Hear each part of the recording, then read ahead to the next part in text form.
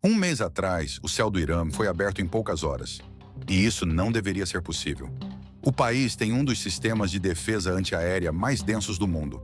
Milhares de baterias espalhadas, radares cobrindo enormes áreas, mísseis prontos para responder em segundos. Mesmo assim, não foi o suficiente.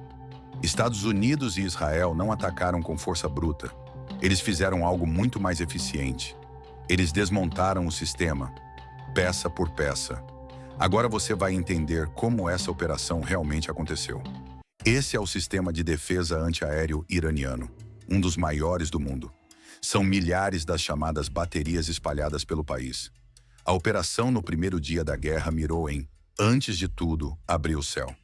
A joia da coroa iraniana são as baterias Bavar 373, que são compostas por 4 componentes. 2 são radares. O primeiro, que funciona como os olhos, é uma antena gigante que varre os céus em busca do inimigo. Ele emite ondas de rádio que, quando esbarram em um objeto, retornam como um eco e identificam a posição. Quando uma aeronave é detectada, uma outra antena trava nela para manter a posição e guiar um míssil com precisão matemática. Aí os oficiais, dentro de um outro caminhão, blindado, cheio de telas, decidem se o alvo é inimigo e apertam um botão. E é aí que entram em cena esses tanques. Cada bateria pode ter até 8 deles, que se posicionam e lançam um míssil de defesa. Mas as inteligências israelense e americana estudaram o sistema nos últimos anos e criaram um plano para desativá-lo cirurgicamente. A grande estreia foram os novos drones americanos. Chamados Lucas, a sigla em inglês para Sistema de Ataque e Combate Autônomo de Baixo Custo. Custam $35 mil americanos cada. Ironicamente, foram inspirados num modelo de drone desenvolvido pelos próprios iranianos, o Shahed 236, usado largamente na guerra da Rússia contra a Ucrânia. Os americanos capturaram um desses drones e fizeram a engenharia reversa. De acordo com o Comando Central americano, centenas deles invadiram os céus iranianos como um enxame. Esses drones são capazes de ficar totalmente parados no ar por até 6 horas e estão conectados entre si, cada um deles com 18 quilos de explosivos no seu interior. Eles serviram como iscas, porque os radares iranianos miraram suas ondas de rádio nos drones baratos e revelaram suas posições. Com essas informações, os americanos lançaram a primeira leva de Tomahawks, direto de navios e submarinos no Golfo Pérsico e Mar Arábio.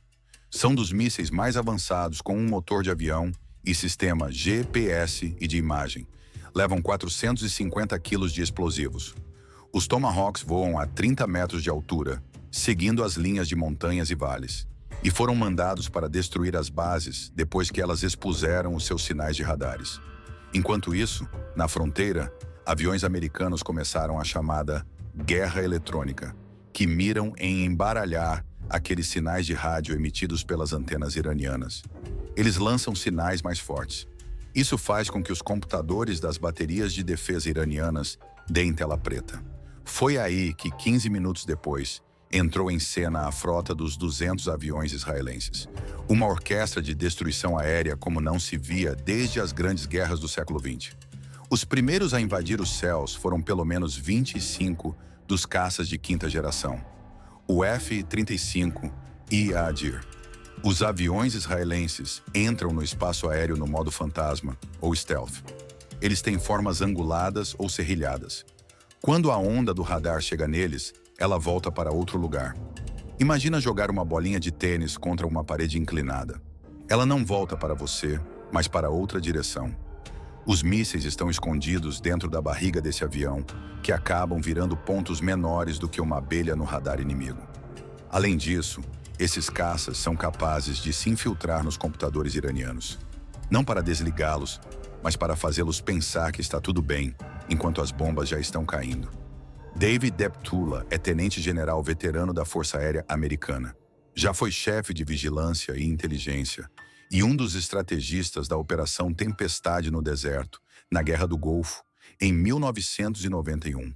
Ele disse ao Fantástico que antigamente eram necessárias várias aeronaves para encontrar, detectar a localização exata e destruir o alvo.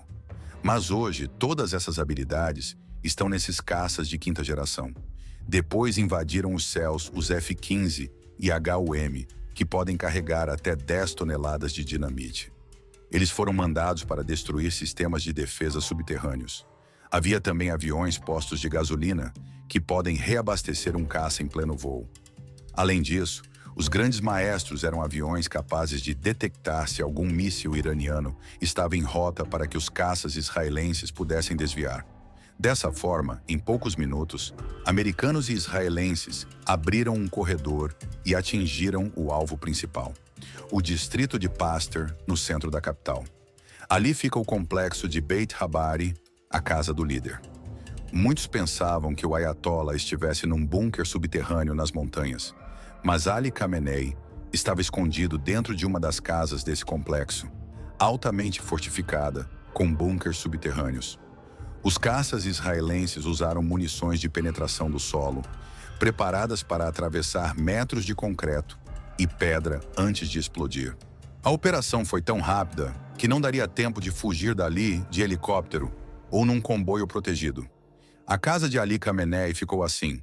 O Ayatollah foi morto nas primeiras horas. Deixou os iranianos sem comando forte. Os caças iranianos nem levantaram voo para tentar seguir os superaviões israelenses. Se limitaram a contra-atacar bases militares americanas no Catar, Bahrein, Kuwait, entre outras. A operação de ontem marca uma nova fase de guerras no mundo, em que sistemas de defesa são sobrecarregados por uma multidão de objetos voadores. E os americanos atingem cada vez mais seu objetivo de não colocar o que chamam aqui de boots on the ground, ou botas em solo, ou seja, soldados em terra dentro do território inimigo. David Deptula diz que vemos a evolução rápida da inteligência artificial fazendo o papel de reconhecer alvos e trabalhar com sensores. Americanos e israelenses conseguem fazer hoje uma guerra digital à distância em poucos minutos. É o prefácio de uma era tecnológica de combate. A guerra centrada em redes, onde aviões e mísseis até importam menos do que o balé que são capazes de fazer conectados, confundindo o inimigo. Destruir a percepção. O futuro da guerra chegou, mas ele é invisível e extremamente poderoso.